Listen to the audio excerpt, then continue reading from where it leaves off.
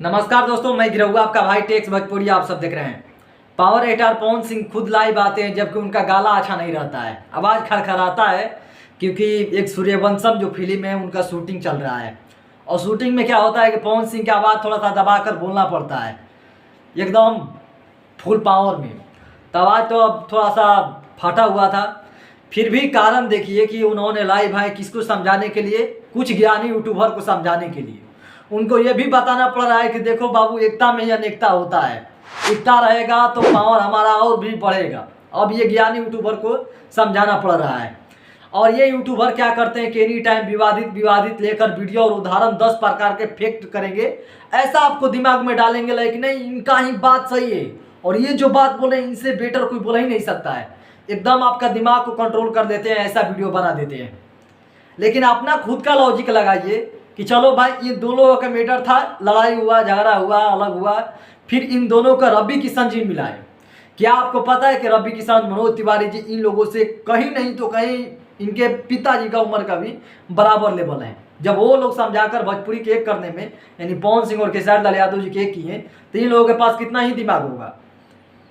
और फिर भी ये लोग आएंगे, वीडियो बनाएंगे ऐसे जैसे दिखाएंगे कि नहीं, ये जो बात बोल रहे हैं इनसे बड़ा दिल वाला कोई नहीं है। ये ऐसे एकदम माइंड का आपको एकदम बस में कर लेंगे कि नहीं, ये जो बोल रहा है ना एकदम सही बोल रहा है, इससे ज़्यादा छुड़ाकर दूसरा नहीं बोल सकता है।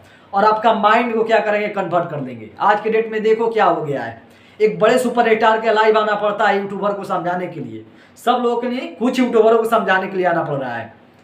क्या इतना भी हमारे भोजपुरी का दिन गिर भी गया है कि भोजपुरी के जो बड़ा बड़ा पिलर हैं पवन सिंह और खेसारी लाल यादव यूट्यूबर को समझाने के लिए आ जाते हैं, जबकि इन लोगों का फिल्म में ज़्यादा मेहनत करना होता है। चलो मान लेते हैं सभी यूट्यूबर जो फेक दिखा रहे हैं कि चलो भाई स्वाभिमान से खिलवाड़ आपने कर दिया, सब कुछ ने कर दिया, अलग अलग रहकर भी ये क्या कर रहे थे, सिनेमा के परिस्थिति क्या था, कभी ये भी तो लॉजिक में फेक दिखाया कीजिए।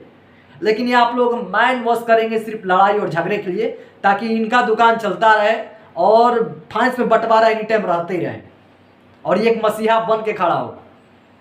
फिर भी देखिए पवन भैया आकर समझा कर गए हैं, आपको लिखित में देता हूं कि ये लोग मानने वाला नहीं है।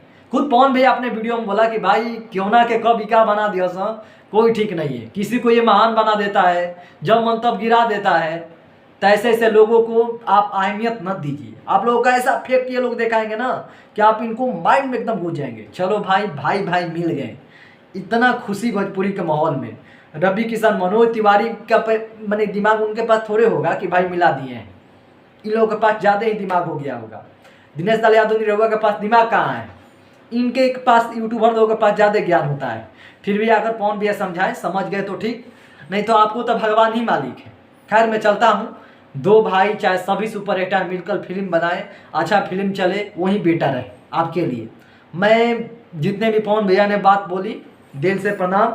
और ऐसे लोगों को समझाने की जरूरत नहीं है क्योंकि आप लोगों ने इतना इन लोगों के माइंड पर चढ़ा दिया ऊपर कि सर से एकदम ऊपर हो गया है। कभी आप लोगों के देखिए क्या क्या करवा देंगे ये सब। खैर मैं चलता हूँ, नमस्कार जी।